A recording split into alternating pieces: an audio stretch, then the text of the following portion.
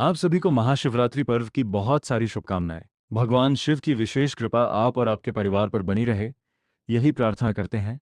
तो चलिए आज इस शुभ शिवरात्रि पर्व पर हम उससे जुड़ी हुई इस सुंदर पौराणिक कथा का श्रवण करते हैं। इस कथा को अंत तक अवश्य सुनिएगा। और अगर आज आपने शिवरात्रि का व्रत किया है तो इस कथा का ध्यानपूर्वक श्रवण करने के बाद संगीत आपका यह व्रत संपूर्ण माना जाएगा।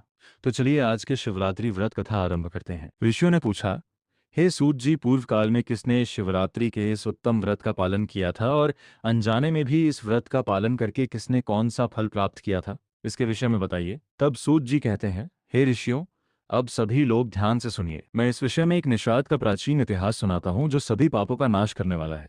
लेकिन इस समय मेरे सारे बच्चे मेरे आश्रम में हैं। मैं उसे अपनी बहन को या फिर स्वामी को सौंप कर लौट आऊंगी। हे वनेचर, तुम मेरी इस बात को मिथ्या मत समझना। मैं फिर तुम्हारे पास लौट आऊंगी और उसमें कोई संशय नहीं है। सत्य से ही धरती टिकी हुई है, सत्य से ही समुद्र अपनी मर्यादा में स्थित है और सत्य से ही निर्झरों से जल की धाराएं गिरती हैं।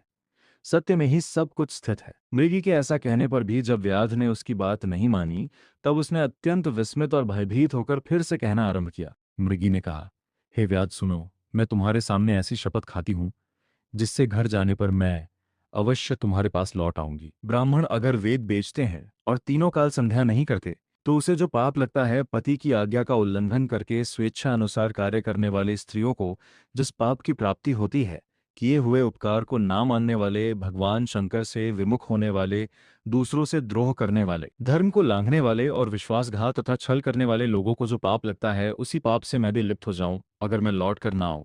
इस प्रकार अनेक शपथ खाकर वह मुर्गी वहां से चुपचाप खड़ी हो गई।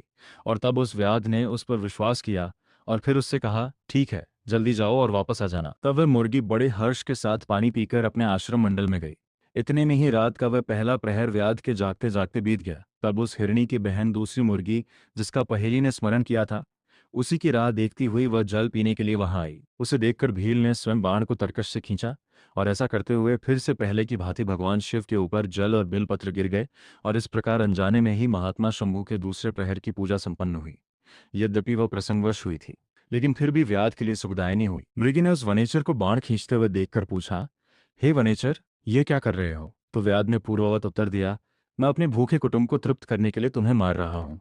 ये सुनकर मृगी कहती है, व्याध, मेरी बात सुनो, मैं धन्य हूँ, मेरा देह धारण सफल हो गया, क्योंकि इस अनित्य शरीर के द्वारा कुछ न कुछ उपकार होगा। लेकिन मेरे घर में छोटे छोटे बच्चे हैं, मेरी एक बहन है, इसलिए मैं एक बार जाकर उन्हें अपने स्वामी को सौंप दूं, फिर तुम्हारे पास आऊंगी। संगीत तब व्यायात कहता है, मुझे तुम्हारी बात पर कोई विश्वास नहीं है, मैं तुम्हें मारूंगा और उसमें कोई संशय नहीं। यह सुनकर वह हिरणी भी भगवान विष्णु की शपथ खाती है। वो कहती है, हे व्याध संगीत, जो कुछ मैं कहती हूँ उसे सुनो। अगर मैं लौट कर ना आई तो अपना सारा पुण्य हार जाऊं। जो वचन देकर उससे पलट जाता है वह अपने पुण्य को हार जाता है। जो पुरुष अपने विवाहिता पत्नी को त्याग कर दूसरी स्त्री के पास जाता है, वैदिक धर्म का उल्लंघन करके कपोल कल्पित धर्म पर चलता है, भगवान विष्णु का भक्त होकर शिव की निंदा करता है, माता पिता की निधन तिथि को श्राद्ध आदि ना करके उसके सुना बिता देता है और मन में संताप का अनुभव करके अपने दिए हुए वचन को पूरा करता है, ऐसे लोगों को जो पाप लगता है वह सारा पाप मुझे लगे अगर मैं वापस लौट कर ना आऊं।